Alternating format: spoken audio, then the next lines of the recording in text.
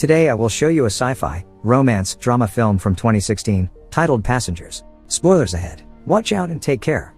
The interstellar spaceship Avalon can be seen traveling through space, headed to a colonized world called Homestead 2. All of its quarters are empty, the vessel is on autopilot. The 258 crew members as well as the 5,000 passengers are in hibernation. Suddenly, the ship passes through an asteroid belt that's weakening its shields. Power is diverted to the main shield, but the ship is on a collision course with a giant asteroid. Suddenly, the asteroid collides with the ship, causing various malfunctions. The ship begins self-reparations, but one of the hibernation pods activates. The passenger awakened is Jim Preston, a mechanical engineer. His pod opens and an automated system helps with his awakening, telling him that he spent 120 years in suspended animation and that the ship is only 4 months away from Homestead 2. He's told that he will be able to spend that time enjoying the luxurious aspects of the ship. Jim receives instructions about his ID band, his cabin and the primary activities he's to take part of, prior to the arrival on the planet. Excited and nervous to meet the people on the ship, he gets ready, leaves his cabin and walks into an automated class meant for an entire learning group. Jim looks a little anxious, as the hologram explains the situation on Earth, calling it overpopulated, overpriced and overrated. It tells him to hold his questions to the end of the lesson, but Jim keeps asking why he's the only one there. He realizes that the hologram can't answer him and goes to search for other people. He gets to the main concourse of the ship. No one is there either, but an automated informational desk offers to help. Jim asks to talk to a real person and it sends him off to talk to a steward, but when he finds that no one is there too, he asks to speak to the captain.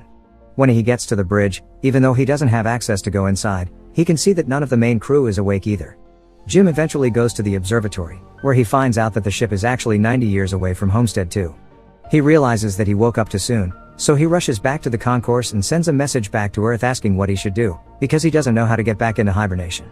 The communication system informs him that the overpriced call to Earth would take approximately 55 years to get an answer back. Jim is devastated. He walks around and finds the ship's bar, where he sees another person. As he's talking to the bartender, something seems strange about him. When he goes to get him a drink, Jim realizes that he's an android. It's called Arthur. Jim wants to find out more information from him, but he can't even explain to the android how it's possible for him to be there ahead of time. Jim wakes up in his cabin the next day and goes to the cantina, where he quickly realizes that most of the things on the menu are reserved for gold-class passengers only. He gets his plain coffee and tries to figure out how to fix his hibernation chamber. After he gets all the tools, he manages to get it operating and lies down inside of the pod. But nothing happens. Next, he decides to use the tools he found to get into the crew's hibernation chambers. That doesn't work either. Small malfunctions happen around the ship. Jim keeps returning to the bar to drink, but mostly to talk to Arthur. The android gives him some advice that convinces him to break into one of the gold-class rooms and try to have some fun on the ship. Jim tries all the restaurants, the games, the entertainment system. But as time passes, he becomes even more miserable to be there alone. One day, he gets drunk and wanders around the hibernation pods, when he stumbles into an airlock with spacesuits designed for spacewalks. Jim gets into a suit and goes to the airlock, pushes a lever and then the button to release the airlock door. Once outside the ship, he's mesmerized by the view. He's the only conscious human being experiencing that moment in time.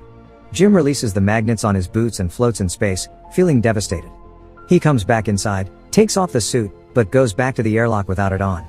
He pulls the lever, ready to end it all, but changes his mind in the last moment, runs back inside and slips on a bottle. Jim stands up and is instantly drawn to a woman in one of the pods, named Aurora.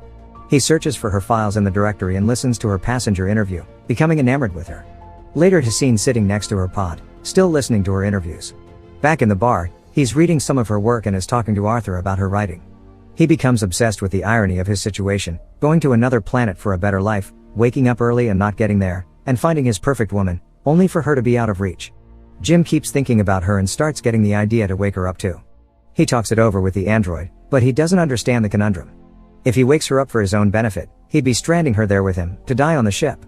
Jim decides against it first, but as time goes by he can't let it go. Until one day, he changes his mind. He goes to her pod and manages to activate it. As she's waking up and going through the same process as he did, he hides and goes back to his room.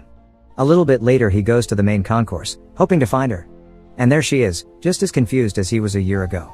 Jim tells her they're the only ones awake and takes her to the observatory. Then he tells her that he can't get to neither the crew, nor the main commands of the ship. Aurora freaks out and wants to get back into her pod. When they get to it, Jim explains that there is no special equipment on the ship that can help them get back into hibernation, effectively telling her that they're stranded. They go back at the concourse and he tells her that she should rest, since she just came out of hibernation. She feels sorry for him, having to spend more than a year alone on the ship. Jim goes back to the bar, feeling regretful about what he did. He asks Arthur not to tell Aurora that he was the one that woke her up. The next day, Aurora wakes up. She goes back to the concourse and asks the automated info desk about the hibernation pods. Jim joins her there and they go to get breakfast. As they leave, the info desk has some sort of malfunction. In the cantina, Aurora realizes that Jim has been eating the same breakfast for more than a year and gets him one of the gold class menus. They talk about the possibility to fix the pods, but, unlike Jim, Aurora isn't ready to give up. She searches through the infirmary, then goes through research documents, eventually ending up at the crew's hibernation quarters trying to break the doors open. Jim notices more malfunctions throughout the ship. Sometime later, Aurora laments about her life on the Avalon. She writes, jogs around the ship and swims in the pool, becoming more and more aware of her situation. She goes to the cantina to interview Jim, thinking that his story might be interesting. She asks why he immigrated to the colony. Jim answers with slogans from the company first, but then further explains that he hopes that on the new world he could be somebody, he could build a life. Later, they end up in the observatory and Aurora finally shares her reason to be there. Unlike the other passengers on the ship, she has a round-trip ticket. Her idea was to go to Homestead 2, live there for a year and come back to Earth, to become the first journalist that has ever done that, writing the greatest story that ever was. Aurora slowly gives up on finding a way to fix their current predicament and Jim figures out a way to cheer her up. He takes her dancing, to the cinema, and to the basketball court. Lastly, he takes her to the bar to meet Arthur. She relaxes for a bit, until she remembers their situation. Jim is left alone with the android, feeling awful about what he's done to her. The next moment he's seen tinkering with something and in the other Aurora walks into the observatory to find a miniature of the Chrysler building he made for her. Sometime later, they go on a date at the bar. They have dinner and share stories about their lives. She tells him that her father died when she was a teenager. After the dinner, Jim takes Aurora to the airlock and they get into the spacesuits. They go out for a spacewalk together. Jim finally has someone to share that magnificent experience with. Jim switches off the magnets on their boots and they float together in space. They come back inside and immediately kiss, retreat to his cabin and sleep together. Soon after, they start living like a couple. Aurora moves into his cabin and writes about her life on the ship. They jog together, eat together, sleep together. Jim explores the ship further and finds the hydroponics bay. He brings Aurora flowers.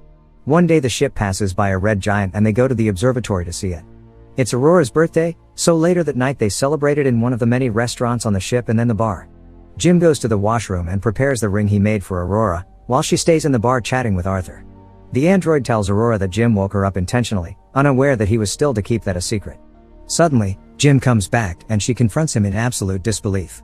She runs away furious and panicked. Jim comes back to his cabin to find all her things gone. He runs into her in the cantina the next day, but the moment he speaks, she runs away. Aurora is desperate. One night she goes over to Jim's cabin, punching and kicking him, wanting to kill him. Talking to her over the comm because she keeps avoiding him, Jim tries to apologize and explain his actions to her. He tells her he fell in love with her, but Aurora doesn't care. She can't forgive him for taking her life. One night, as Jim is in his cabin, another malfunction happens. The ship faces a critical error and the main command shuts down.